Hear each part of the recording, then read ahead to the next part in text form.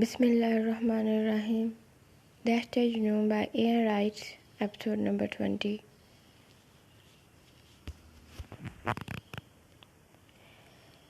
میرم پورا دن پریشان رہی. پریشانی میں سفر طے کیا. میرم گھر داخل ہوئی. سامنے عالم صاحب کھڑے تھے. عالم صاحب نے میرم کو گلے لگایا.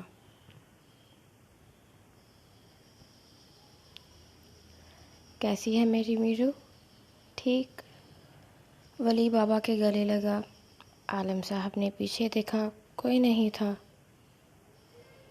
میرو، انیسہ کہاں ہے؟ بابا چلے اندر. ولی نے بابا کا ہاتھ پکڑ کر اندر لے جانا چاہا. انیسہ کہاں ہے ولید؟ عالم صاحب غصے سے بولے. بابا پرسکون ہو جائیں، اندر چل کر بات کرتے. وہ لوگ گارڈن میں کھڑے تھے.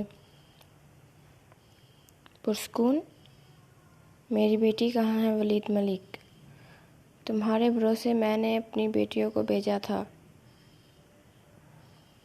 عالم صاحب نے ولید کا گریبان پکڑ لیا. جس کی امانت تھی لے گیا وہ.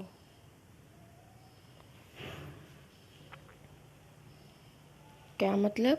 عالم صاحب کو لگا انہوں نے شاید غلط سنا. پارس لے گیا ہے اسے. وہ کہہ رہا تھا کہ اب وہ اس کے پاس رہے گی.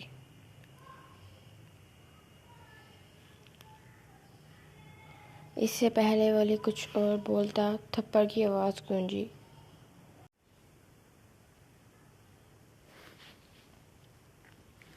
کیوں لے جانے دیا اسے؟ تم نہیں جانتے وہ کتنا جنونی ہے انیسہ کو لے کر. میری بیٹی نہیں سہ پائے گی اس کا جنون. بابا ایک نہ ایک دن تو جانا ہی تھا اس نے. عالم صاحب نے غصے سے ولید کی طرف دیکھا. ٹھیک، تمہاری بھی شادی کروا دیتا ہوں. بابا کیا ہوا؟ ذمہ داری نہیں اٹھا سکتے؟ ولید ملک انڈیپینڈنٹ ہونے کے باوجود تم نے یہ کیسے سوچ لیا کہ 16 سال کی لڑکی نہیں ولید ملک، ایک چھوٹی سی بچی کیسے ایک بیوی ہونے کے فرائض، ایک ماں ہونے کی ذمہ داری پوری کرے گی؟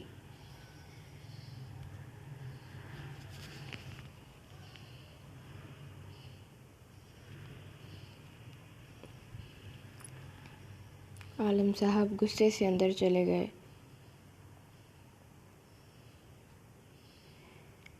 میرم پیچھے کھڑی روئی جا رہی تھی. میرو؟ ولید میرم کے گرد حصار بناتے اسے اندر لے گیا. عالم، انیسہ کہاں ہے؟ اپنے چہیتے بیٹے سے پوچھو کیا کارنامہ کر کے آیا ہے. عالم صاحب تلملاتے ہوئے کمرے میں چلے گئے. ولی اپنے کمرے میں چلا گیا. یا اللہ، بابا انیسہ کے جانے پر اتنا غصہ ہیں جب انہیں میرے اف خدایا. ولی کا موبائل رنگ ہوا جس پہ نسلیحان جگمگا رہا تھا.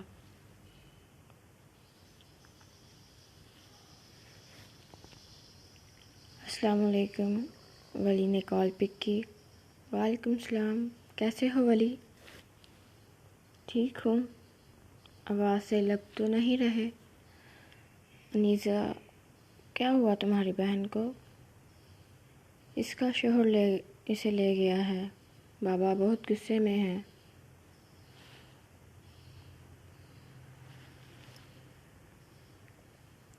یہ تو اچھی بات ہے ولی، وہ اپنے شوہر کے پاس ہے. نسلیحان ابھی وہ بہت چھوٹی ہے. ولی اپنا سر پکڑ بیٹھا تھا. یہ بھی ہے. ولی مجھے پاکستان کب بلا رہے ہو؟ بابا سے بات کروں گا پھر.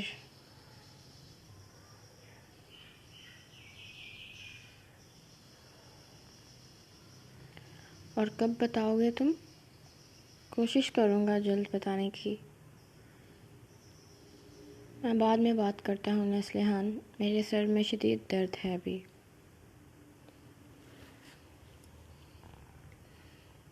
اللہ حافظ کہتے دونوں نے فون بند کر دیا۔ الف، اپنے پورے علاقے میں آدمی کھڑے کر دو۔ اگر شداور کا کوئی آدمی ہے تو لاہور سے باہر نہ جا پائے۔ ڈیون اپنے اصلی روپ میں آ گیا تھا۔ الف نے لاہور ایڈی کو کال کر کے ڈیول کا پیغام دیا۔ ایڈی نے پورے لاہور میں اپنے آدمی تعینات کر دیے۔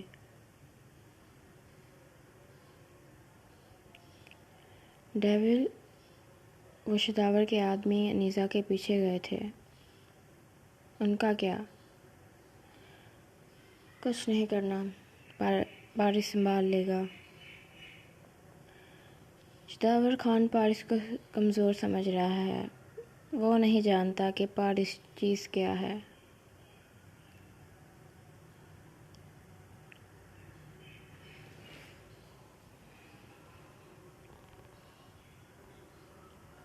ڈیول، ٹھیک ہو تم؟ الف نے اس کے کندھے پہ ہاتھ رکھا۔ تکلیف سہنے کا عادی ہو گیا ہوں۔ الف کی آنکھیں آنسو سے بھر گئی۔ الف ڈیول کے گلے لگ گیا۔ سب ٹھیک ہو جائے گا، ہمت نہیں ہارتے، اللہ سب ٹھیک کر دے گا۔ ڈیول نے الف کا کندھا تھپ تھپایا۔ الف پیچھے ہوا۔ سب کچھ سمجھا دیا ہے میں نے تمہیں، اب بس پلان پہ ورک کرنا ہے۔ دونوں کے چہروں پر پراسرار مسکراہٹ تھی، جسے دیکھ کوئی بھی خوف سے بے ہوش ہو سکتا تھا۔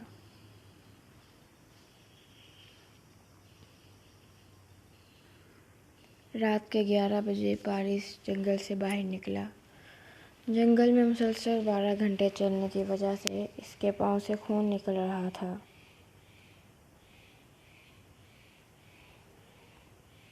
پارس کو دور سے روشنی دکھائی دی، جیسے جگنوں کا ایک چھوٹا سا جھنڈ ہو۔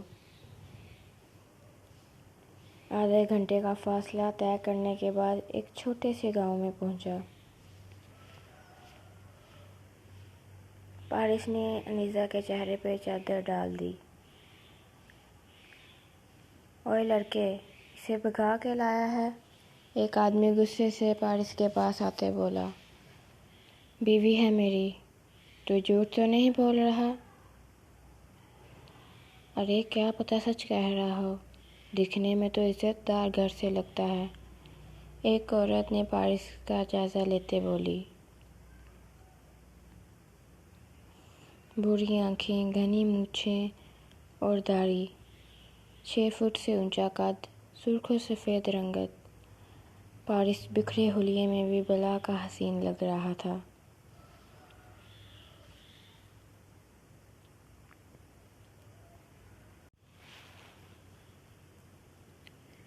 دیکھیں، یہ میری بیوی ہے، ہم لوگ کرائے کے گھر میں پر رہتے تھے۔ 2 ماہ مکان مالک کو پیسے نہیں دے پائے تو اس نے گھر سے نکالنے کی دھمکی دی۔ میں نے ادھار لے کر مکان مالک کو کرایہ دے دیا۔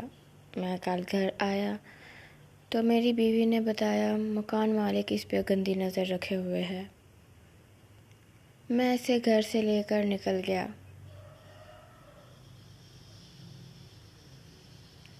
اس خبیث کے بچے نے ہمارے پیچھے اپنے آدمی لگا دیے۔ مہربانی کر کے ہمیں یہاں رہنے کی جگہ دے دیں۔ پارس نے سر جھوٹ ملا کر گاؤں والوں کو بتایا۔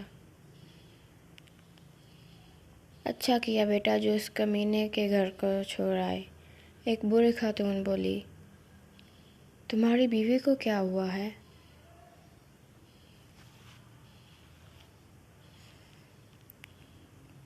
وہ بیمار ہے، ٹینشن کی وجہ سے بے ہوش ہے۔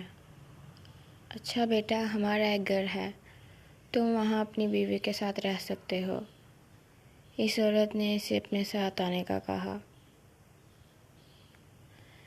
बेटा ये घर है। बूढ़ी औरत ने घर का दरवाज़ा खोला।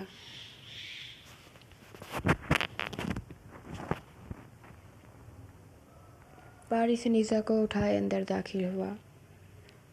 बेटा मैं खाना और कुछ ज़रूरत का सामान भिजवाती हूँ, अगर किसी और चीज़ की ज़रूरत हुई तो बता देना।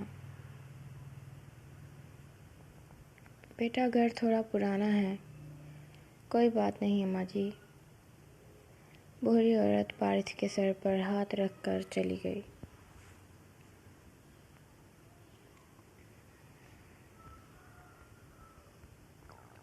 पारिस ने चारों तरफ नज़र घुमाई। छोटा सा हॉल जिसमें छोटा सा ओपन किचन, सामने एक कमरा था। हर तरफ मिट्टी जमी हुई थी। पारिस कमरे में गया जब एक लड़की कमरे में दाखिल हुई। भाई रुकें, मुझे साफ़ करने दें, फिर भाभी को लिटाइएगा। लड़की ने बेड साफ़ करके इसके ऊपर चादर बिछाई और कमरे में झाड़ू देने लगी। पारिस ने अनीसा को बेड पर लिटाकर इस पर लिहाफ दिया।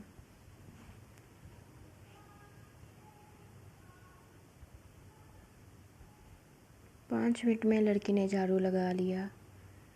ये सुबह कर लेना, जाके सो जाओ बेटा। पारिस इस लड़की को हॉल की सफाई करते देख बोला।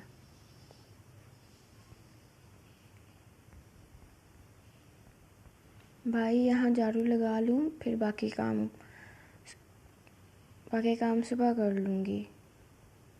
पारिस चुप हो गया। लड़की झाड़ू लगाकर खाना रख कर चली गई। पारिस दरवाज़ा बंद करके खाना उठाकर कमरे में चला गया। पारिस का जिस्म दर्द से टूट रहा था, ऊपर से भूख की वजह से सर में दर्द था। भूख होने के बावजूद 3-4 निवाले लेकर अनीसा के पास बैठ गया। अनीसा सर्दी से कांप रही थी। पारिस अनीसा के साथ लेट कर इसके गिर्द हिसार बनाया ताकि इसे गर्माहट मिले। पारिस अनीसा की पेशानी पर बोसा दे तो कभी इसके रुखसारों पर।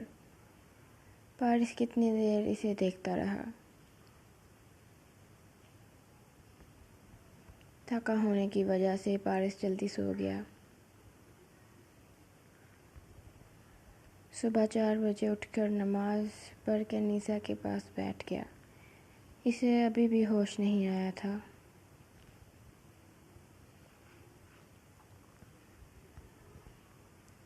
कैसे हो बेटा?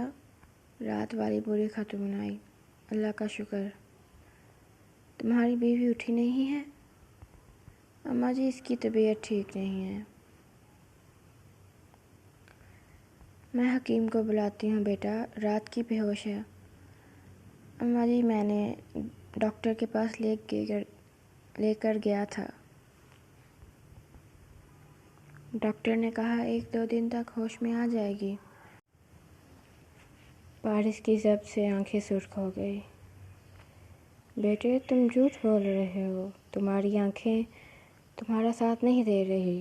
बुरी खातून इसकी आंखों में देखते बोली।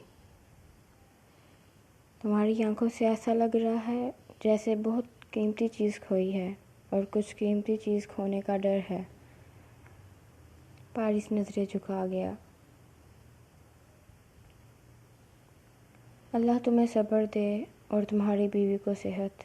मैं खाना भिजवाती हूँ, औरत कहते हुए चली गई। जारी है। एपिसोड नंबर 21 इंशाल्लाह कल अपलोड होगी।